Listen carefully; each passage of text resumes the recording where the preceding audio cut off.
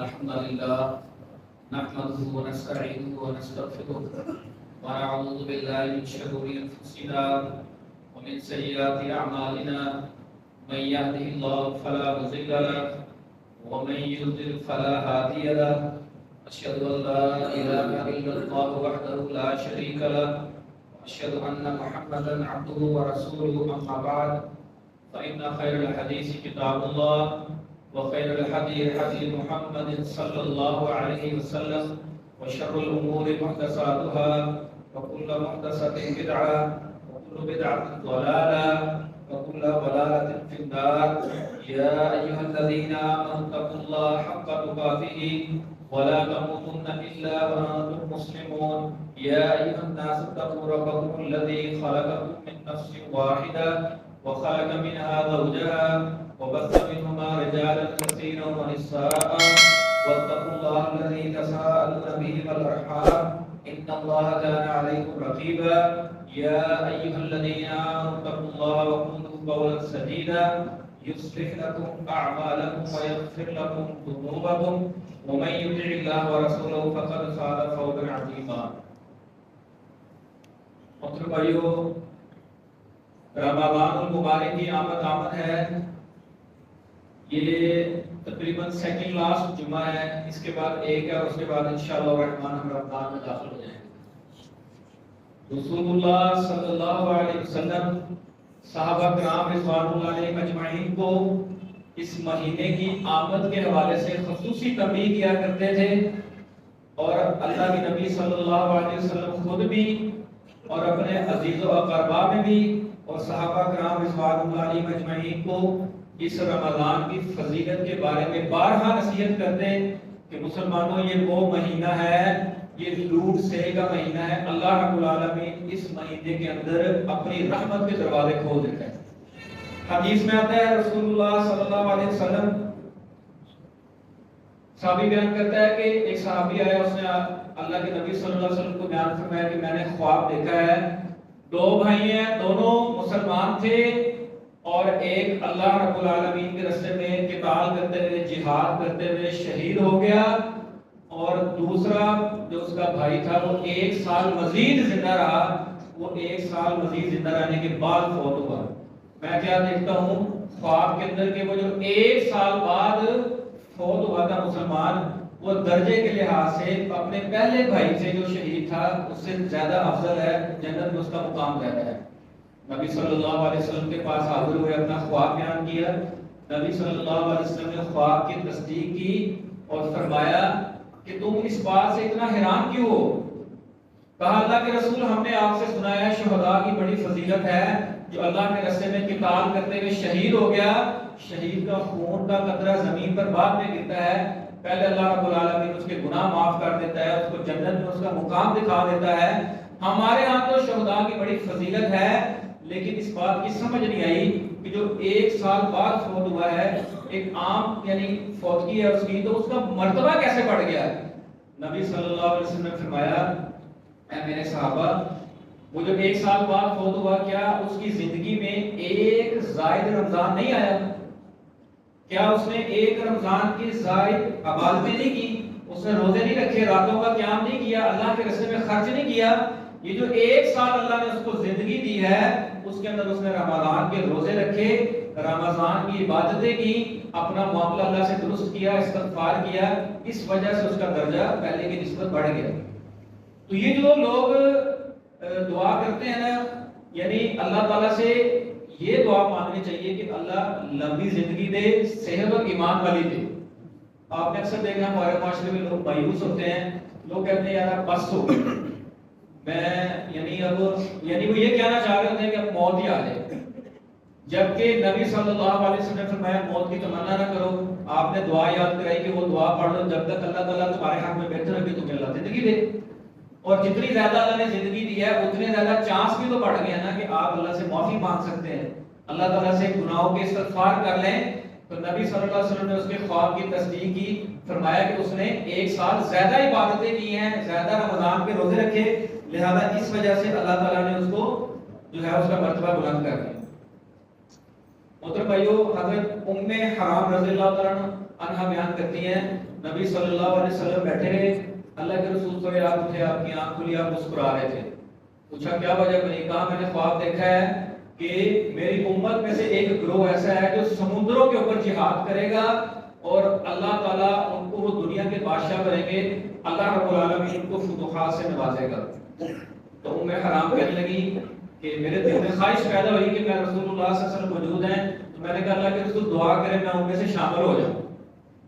اب ایک بوڑھی پہلے بات ہے، عورت ہے، پھر بوڑھی ہے، بزرگ خاتون ہے، اور اللہ کے رسول مستقبل کی پریڈکشن کر رہے ہیں، اور وہ اللہ کے رسول سے کہہ رہی ہے کہ دعا کر دیں میں اس میں شامل ہو جاؤں.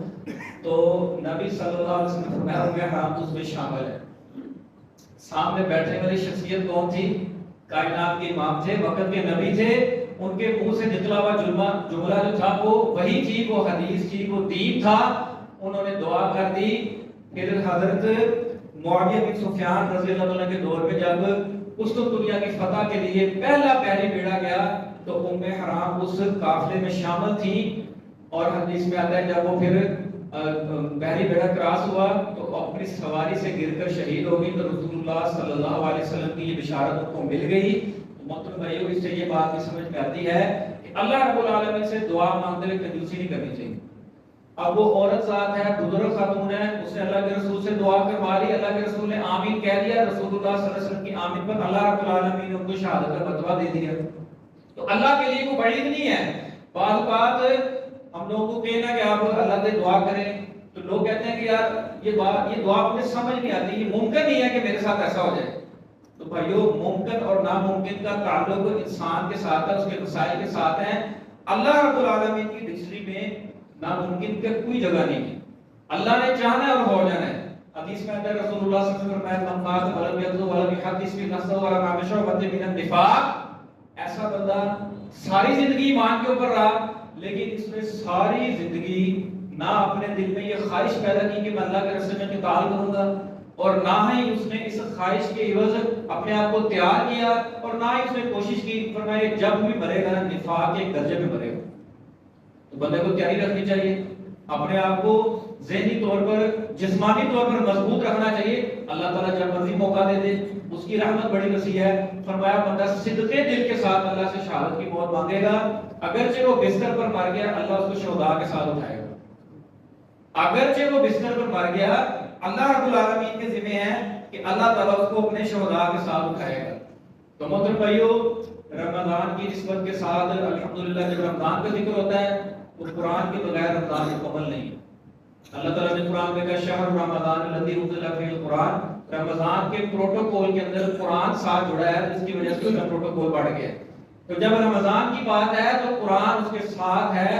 اللہ رب العالمین نے اسی مہینے کے اندر قرآن مجید کو نازل کیا، اور اس مہینے کے اندر جو سب سے عظیم رات ہے جس کو ہم لیلۃ القدر کی رات کہتے ہیں، انا انزلناہ فی لیلۃ القدر، اللہ تعالیٰ نے اس کتاب کو لیلۃ القدر کی رات کے اندر نازل کیا اور فرمایا کہ یہ ایک ایسی رات ہے کہ مسلمان 1000 مہینے بھی عبادت کرے تو یہ اس سے بھی افضل ہے. تو محترم بھائیو، یہ کوئی چھوٹی بات نہیں ہے. آج اللہ رب العالمین کی توفیق کے ساتھ بہت سارے ایسے لوگ ہیں جنہوں نے پچھلے سال رمضان کے روزے آپ کے درمیان رکھے، آج وہ قبروں کے اندر موجود ہیں. آپ کے گھروں میں، رشتہ داروں میں، پولیس میں، آپ کے آفیسز کے اندر بہت سارے لوگ ایسے ہیں کہ جو آپ کے ساتھ رمضان کی سحریوں میں، افطاریوں میں شامل تھے، آج وہ قبروں کے اندر موجود ہیں. آج ان کے پاس یہ نعمت نہیں ہے. حتیٰ کہ اس مسجد میں ہم میں سے بھی کتنے لوگ ایسے ہیں جو اس رمضان کو پالیں گے اس کا بھی کوئی پتہ نہیں. یہ تو اللہ کو پتہ ہے نا، لیکن اچھا گمان کرنا چاہیے اور اس کے مطابق تیاری کرنی چاہیے. فرمایا کہ فمن زحزح عن النار وادخل الجنہ، کامیابی کا معیار ایک ہی ہے. تم یاد رکھو اگر تم آگ سے بچا لیے گئے اور جنت میں داخل کر دیے گئے، اللہ کے ہاں بڑا ہی مختصر اور شارٹ کٹ کامیابی کا معیار. تو اللہ رب العالمین نے قرآن مجید میں شاہ فرمایا کتب علیکم الصیام کما کتب علی الذین من قبلکم لعلکم تتقون. ایمان والو، یہ رمضان کا مہینہ ہے، میں نے اس کے اندر تمہارے اوپر روزے فرض کیے ہیں جس طرح تم سے پہلے امتوں پر فرض کیے تھے. اور اس کا مقصد کیا بیان کیا؟ فرمایا کہ تاکہ تم متقی اور پرہیزگار بن جاؤ. ہمارے یہاں لوگ روزہ رکھتے ہیں، پہلی بات ہے جو رکھتے ہیں ان کی تعداد آپ دیکھ لیں معاشرے میں کتنی ریشو ہے، اور جو لوگ رکھتے ہیں وہ باقاعدہ ذہن پر آ کے رکھتے ہیں کہ اب میں نے اس کو کیسے گزارنا ہے.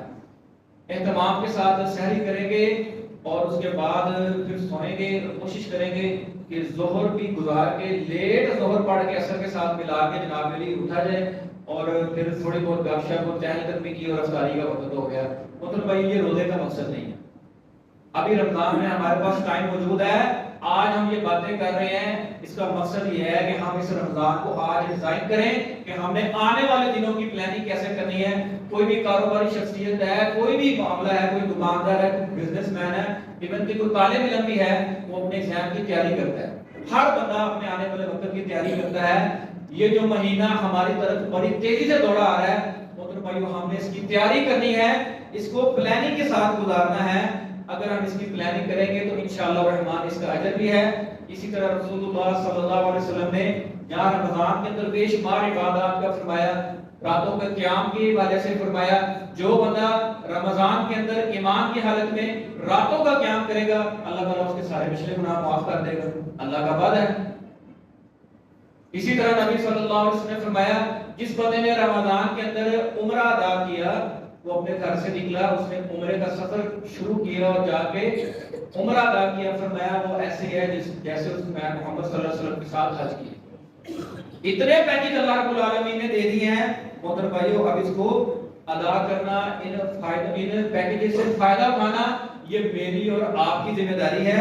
نبی صلی اللہ علیہ وسلم نے فرمایا من صام رمضان ایمان و احتساب غفر له ما تقدم من ذنبی، کوئی بھی شخص میں سے کوئی بھی شخص اس کو اللہ نے رمضان دے دیا، پھر اس نے روزے بھی رکھ لیے، لیکن شرط یہ ہے ایمان اور احتساب کی نیت کے ساتھ۔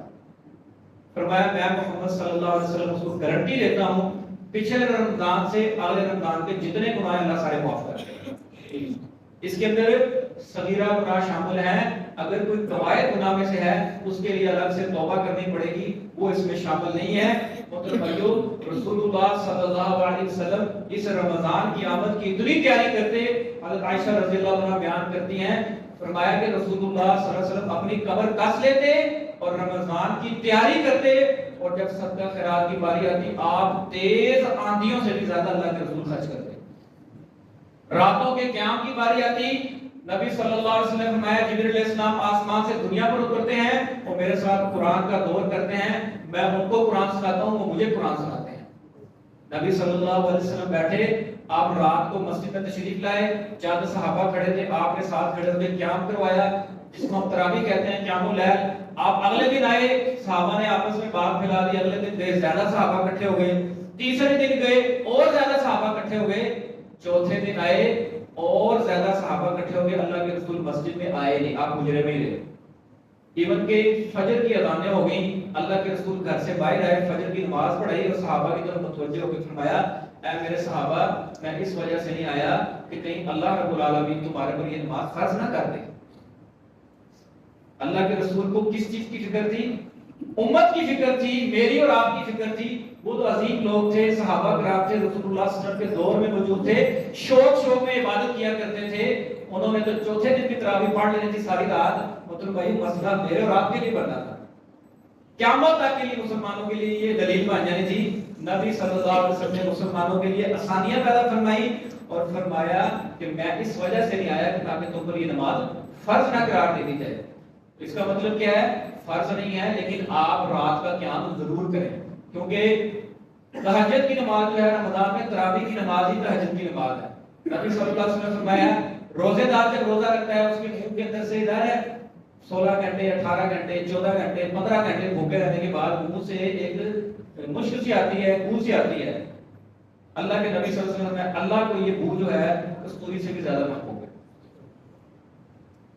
بہت زیادہ اللہ کو محبوب ہے۔ اور نماز کے بارے میں فرما دیا، ہر چیز کی ہر نیکی کی ڈیفائن کر دی، اس کا یہ در ہے، اس کا یہ در ہے۔ روزے کے بارے میں فرمایا میں اور میرے بندے کا ذاتی مسئلہ ہے، اس کا پروٹوکول میرے پاس محفوظ ہے، قیامت والے دن میں اس کو دوں گا۔ روزے دار کو 2 خوشیاں حدیث میں اللہ دیتا ہے، ایک اس وقت جب وہ روزہ افطار کرتا ہے، دوسری اس وقت جب وہ اپنے رب سے ملاقات کرے گا۔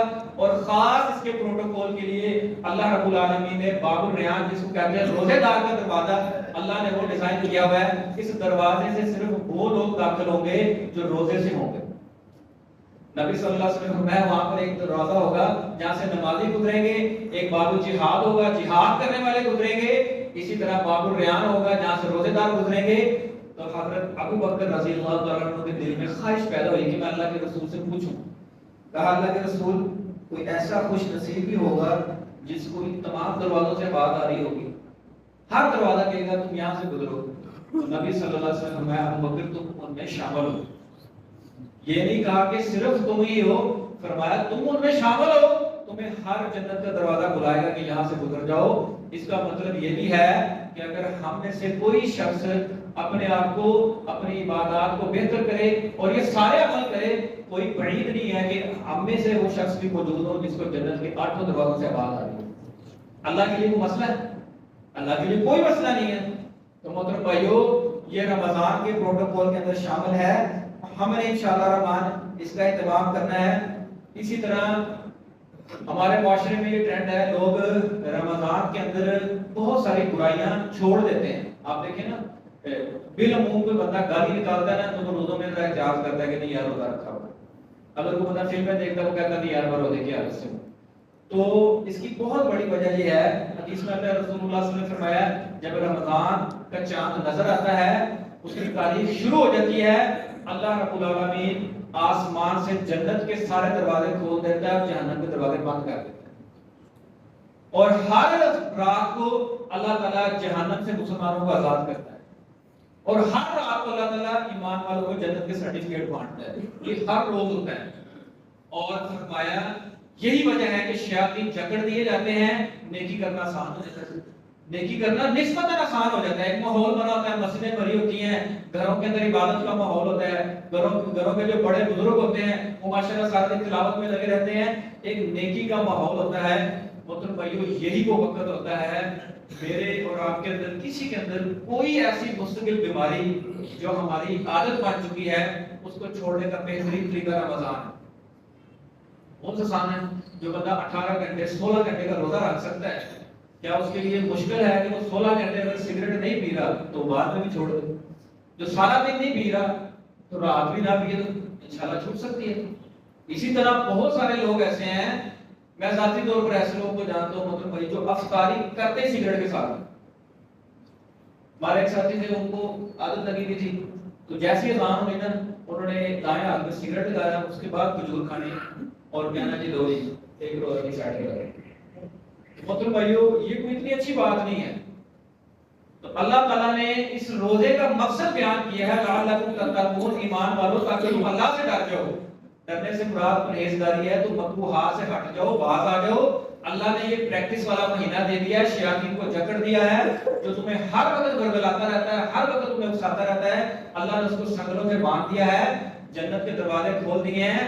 थोड़ी सी मेहनत तुम कर लो, मेरी रहमत जोश में है, मेरे से फायदा उठा लो, मैं तुम्हारी सारी बकवास से जान छुड़वा दूं। पुत्र भाइयों, कोशिश हमने खुद करनी है। इसके बावजूद अगर कोई कोशिश नहीं करेगा तो उसका जाती फेल है। नबी सल्लल्लाहु अलैहि वसल्लम ने फरमाया कुरान और रमजान के अंदर ये रोजे हैं, ये दोनों को अल्लाह इख्तियार देगा, क़यामत में ये अल्लाह को सिफारिश करेंगे। कुरान भी अल्लाह को सिफारिश करेगा अपने पढ़ने वालों की, जिसने कुरान के साथ ताल्लुक बनाया होगा अल्लाह ताला उनको मौका देगा, कुरान को सिफारिश करेगा। और हदीस में अल्लाह अपने कुरान की, अपने कलाम की सिफारिश को रद्द नहीं करेगा।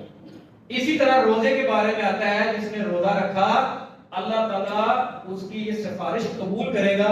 वो अल्लाह से बहस करेगा कि या अल्लाह, इस बंदे को मैंने खाने पीने हलाल चीजों से मना रखा, आज मैं तेरे सामने सिफारिश करता हूँ, मेरे इस बंदे को माफ कर दे।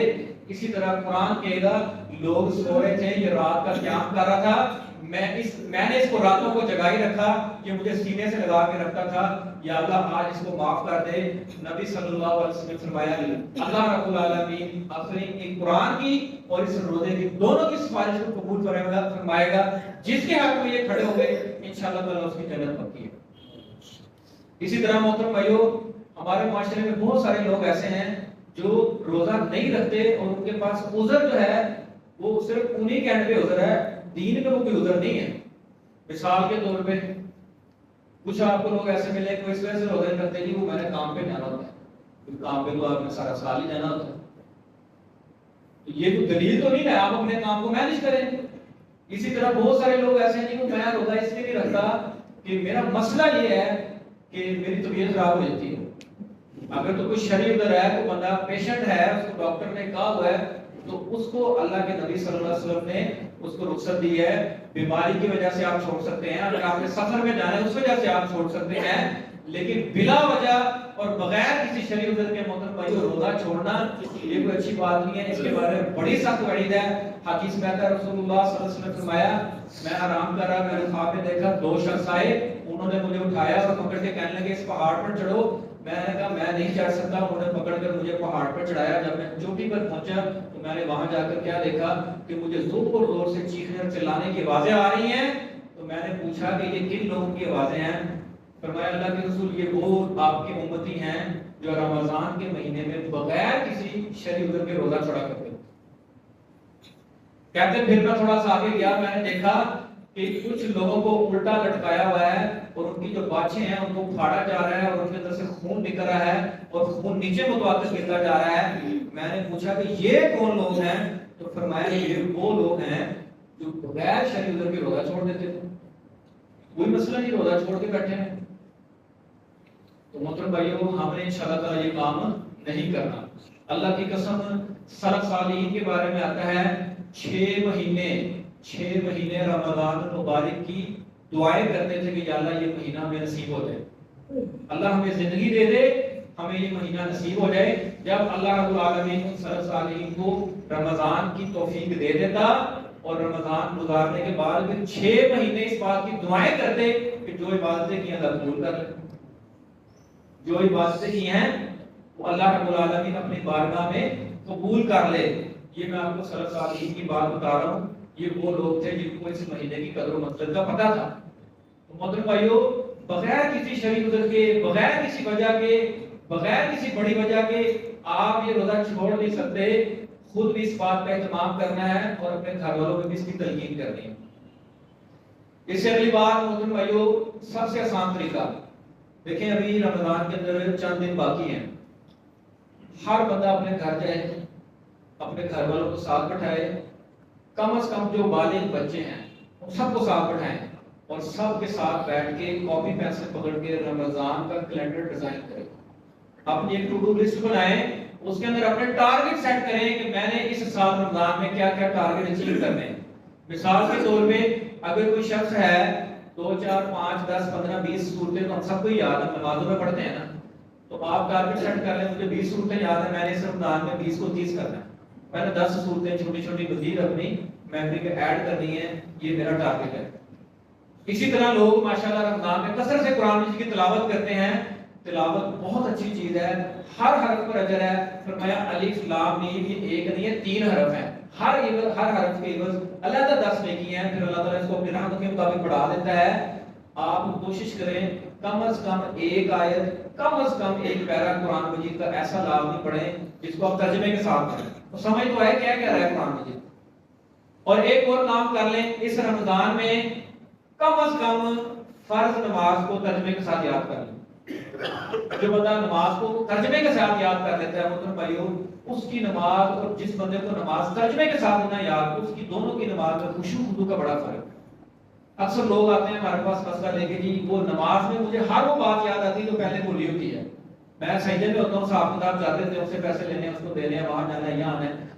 तो उसकी वजह ये है कि जो हम पढ़ रहे हैं वो एक हैबिट बन चुकी है, वो हम एक सबकॉन्शियस ब्रेन के अंदर नमाज फीड है, वो मुंह से निकलती जा रही है, लेकिन पता नहीं है क्या मांग रहे हैं, लोगों को पता ही नहीं है। इवन के लोगों को ये छोटी छोटी सूरतें हैं, सूरत जो फातिहा है, लोगों को इसका तर्जुमा नहीं आता, बस पढ़े जा रहे हैं। तो जब आप नमाज को तर्जुमे के साथ पढ़ेंगे इंशाल्लाह आपको फायदा होगा। इसी तरह कुरान मजीद का उसमें लिखें कि मैंने इतना मुतालिया करना है। इसी तरह आप रातों के क़याम के हवाले से लिखें, कोई दुआ लिखें कि मैंने ये दुआ याद करनी है। मोहतरम भाइयों, आज अपने घर वालों के साथ बैठ के ये कैलेंडर बनाएंगे तो इंशाल्लाह ताला अगर 100% इस कैलेंडर के मुताबिक अमल ना भी हुआ ना, इंशाल्लाह ताला अल्लाह रब्बुल आलमीन तौफीक देगा। जब रमजान खत्म होगा आप उसको निकाल के देखेंगे तो इंशाल्लाह 70% 75% 80% आप उस टारगेट को अचीव कर चुके होंगे, जो कि पिछले साल से बेहतर होगा। हम अपने कारोबार में मुहासबा नहीं करते, अपने दीन के मामले में अपनी जात का मुहासबा करना चाहिए। नबी सल्लल्लाहु अलैहि वसल्लम ने यही फरमाया ना من صام رمضان ایمان و احتساب غفر له ما تقدم من ذنبه، تمہارے پچھلے گناہ معاف تب ہوں گے جب ایمان اور احتساب کے نیت سے روزے رکھو گے۔ اس کو ایک پھٹیک سمجھ کے یا ایک مسلمانوں کی ایک فرض ہے جی میں نے وہ کیا کرے جی رمضان ہے، روزے مجبوری ہے، رکھ بھی رہے ہیں اور افطار کا شکار ہیں اور خوشی نہیں ہے، اس کو انجوائے نہیں کر رہے، تو محترم بھائیو پھر اس کا اجر بھی اس حساب سے ہی ہے۔ فرمایا تمہارے مال کا دار و مدار نیتوں پر ہے، تمہاری نیت اور اخلاص کے اوپر ہے۔ اچھا بہت سارے لوگوں کو نا غلط فہمی ہے، آپ دیکھیں ہم الحمدللہ اداروں میں یونیورسٹی میں کام کرتے تھے تو وہاں پر اسٹوڈنٹس کے اندر یہ بات بہت مشہور ہے، وہ کہتے ہیں وہ یہ حدیث میں آتا ہے نا کہ وہ ایک عورت نے جناب کتے کو پانی پلایا اللہ نے اس کو جنت میں جگہ دے دی، تو انشاءاللہ میں تو اس طرح کے میں کتنے کتوں کو پانی پلا دیے تو اللہ تعالیٰ مجھے بھی معاف کر دے گا۔ یاد رکھیں اسلام کی جو آپ کا حساب کتاب ہونا ہے وہ ہونا ہے جو قانون ہے، جو ضابطہ حیات ہے، جو قرآن و حدیث میں ڈیفائن ہو چکے ہیں اس کے مطابق حساب کتاب ہونا ہے۔ یہ ایکسیپشنل کیس ہے، اللہ کی رحمت جوش میں آ گئی، اس نے کتے کو پانی پلایا اللہ نے اس کو جنت دے دی، یہ اللہ کا معاملہ ہے۔ اس طرح تو ابراہیم علیہ السلام کو آگ میں ڈالا آگ نہیں جلایا، آگ کا کام ہے جلانا، کیوں نہیں جلایا؟ اللہ کا نہیں حکم۔ اسماعیل علیہ السلام کو لٹا کے ذبح کیا تھا، انہوں نے تو بیٹا قربان کیا تھا، اللہ نے آسمان سے بیٹا نازل کر دیا، اب ہم سب کریں اتنا جگرا کو اپنا بیٹا قربان کرے گا؟ بھائی یہ شیطان کی طرف سے وسوسے ہوتے ہیں اور خام خواہ کے اپنے آپ کو جناب علی گناہ کی طرف راغب کرنے کے لیے اس طرح کی باتیں ذہن میں آتی ہیں کہ اللہ کی رحمت بڑی وسیع ہے اور اللہ قرآن میں کہتا ہے، حدیثوں میں موجود ہے، رمضان کے روزے رکھے پچھلے سارے گناہ معاف۔ بہت سارے لوگ ایسے ہیں پورا سال رمضان کے روزے رکھیں گے اور چاند رات کو جا کے اللہ تعالیٰ معاف کرے وہ ایسے عمل اور فعل کر رہے ہوتے ہیں، صاف نظر آ رہا ہوتا ہے کہ اس کی ذات کے اوپر کسی قسم کا رمضان کا کوئی اثر نہیں ہے۔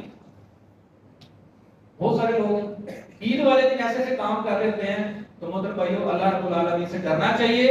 ہم نے انشاءاللہ تعالیٰ اس رمضان کی حفاظت کرنی ہے اور ان روزوں کو اس کی شان کے مطابق رکھنا ہے جو اللہ رب العالمین نے اپنے قرآن مجید میں بیان کر دی ہے۔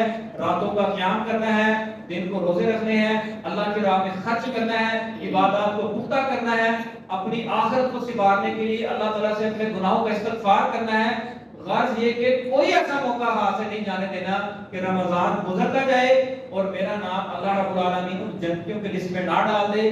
میں اس نیت کے ساتھ انشاءاللہ اس رمضان کو ویلکم کروں گا، جب یہ عزم ہوگا، یہ ارادہ ہوگا، اس کے ساتھ تیاری کریں گے، اللہ رب العالمین ہم سب کو توفیق دے گا انشاءاللہ الرحمن۔ ہماری یہ دعا ہے یہ مہینہ ہمارے لیے بھی اللہ تعالیٰ مغفرت کا مہینہ بنا دے گا اور اللہ تعالیٰ اس مہینے کے اختتام میں ہم سب کو جنت الفردوس کا داخلہ جاری فرمائے گا۔ وآخر دعوانا الحمدللہ۔